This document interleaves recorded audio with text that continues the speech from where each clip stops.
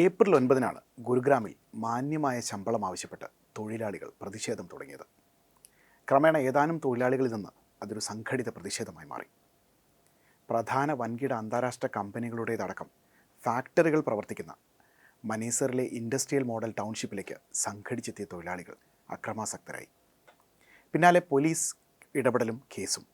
ഒടുവിൽ ശമ്പള പരിഷ്കരണമടക്കം നടപടികളിലേക്ക് കടക്കാൻ അധികൃതർ നിർബന്ധിതരായി. എങ്കിലും സമൂഹ മാധ്യമങ്ങളിലൂടെ അടക്കം ഗൂഢാലോചന നടത്തിയെന്ന് ചൂണ്ടിക്കാട്ടി സംഭവവുമായി ബന്ധപ്പെട്ട് അറസ്റ്റുകൾ തുടരുകയാണ്. രാജ്യ തലസ്ഥാനത്ത് ഡൽഹിയും ഹരിയാന, ഉത്തർപ്രദേശ്, രാജസ്ഥാൻ എന്നീ സംസ്ഥാനങ്ങളുടെ ഭാഗമായ ചുറ്റുമുള്ള ജില്ലകളും ഉൾക്കൊള്ളുന്ന വികസന മേഖലയാണ് നാഷണൽ ക്യാപിറ്റൽ റീജിയൻ എന്ന പേരിൽ അറിയപ്പെടുന്നത്. ഈ മേഖലയിലാണ് നിലവിൽ വലിയ പ്രതിഷേധങ്ങൾ നടക്കുന്നത്. എന്താണ് സംഭവിക്കുന്നത്? വാർത്തകൾ പരിശോധിക്കാം. ഗുരുഗ്രാമിലെ തൊഴിലാളി പ്രക്ഷോഭം ദിവസങ്ങൾക്കകം മറ്റൊരു സുപ്രധാന വ്യവസായ മേഖലയായ നോയിഡയിലേക്കും ഗ്രേറ്റർ നോയിഡയിലേക്കും പടരുന്നതായിരുന്നു കാണാനായത്. വേതന പ്രശ്നങ്ങൾ ഉന്നയിച്ച് ആയിരക്കണക്കിന് തൊഴിലാളികൾ തെരുവിലിറങ്ങി. പ്രധാന മേഖലകളിലെ ഗതാഗതവും വ്യാവസായിക പ്രവർത്തനങ്ങളും തടസ്സപ്പെട്ടു.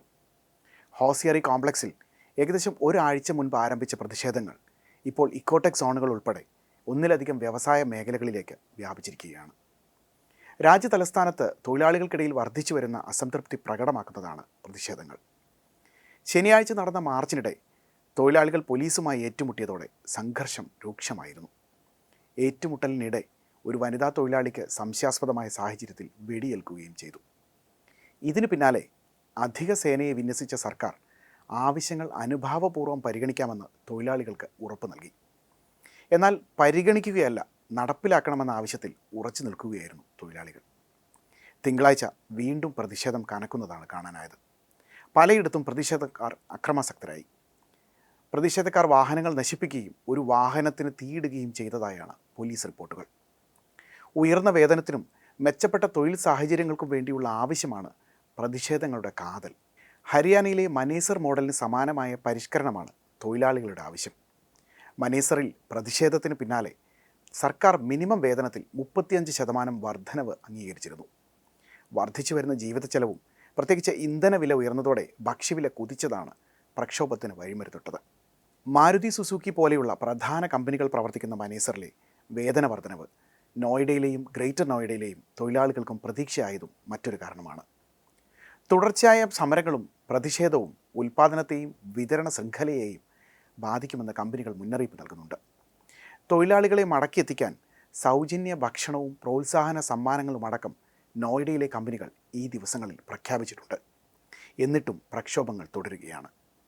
ഫാക്ടറി തൊഴിലാളികൾക്കൊപ്പം ചൊവ്വാഴ്ച നോയിഡയിലെ റെസിഡൻഷ്യൽ സൊസൈറ്റികളിൽ ജോലി ചെയ്യുന്ന വീട്ടുജോലിക്കാരും പ്രതിഷേധത്തിനിറങ്ങിയത് UP സർക്കാരിനെ അക്ഷരാർത്ഥത്തിൽ മുൾമുനയിൽ നിർത്തി.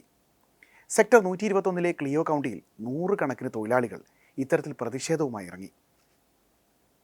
വർദ്ധിച്ചു വരുന്ന ജീവിത ചെലവുമായി പൊരുത്തപ്പെടാനാവുന്നില്ലെന്നും മതിയായ അവധിയില്ലാതെ അമിത ജോലി ചെയ്യേണ്ടി വരുന്നുവെന്നും മാധ്യമപ്രവർത്തകർക്ക് മുന്നിൽ തൊഴിലാളികൾ വിളിച്ചു പറഞ്ഞു. ഇതിനു പിന്നാലെയാണ് ചൊവ്വാഴ്ച രാത്രി അടിസ്ഥാന വേതനം വർദ്ധിപ്പിച്ച് യോഗി സർക്കാർ ഉത്തരവിറക്കിയത്.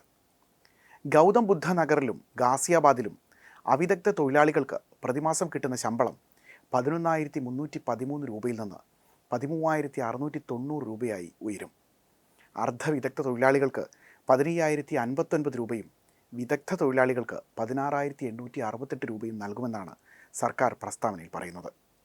മറ്റ് മുനിസിപ്പൽ കോർപ്പറേഷൻ പ്രദേശങ്ങളിൽ പുതുക്കിയ പ്രതിമാസ വേതനം അവിദഗ്ധ തൊഴിലാളികൾക്ക് 13,006 രൂപയും അർദ്ധവിദഗ്ധ തൊഴിലാളികൾക്ക് 14,306 രൂപയും വിദഗ്ധ തൊഴിലാളികൾക്ക് 16,025 രൂപയുമായി നിശ്ചയിച്ചിട്ടുണ്ട്.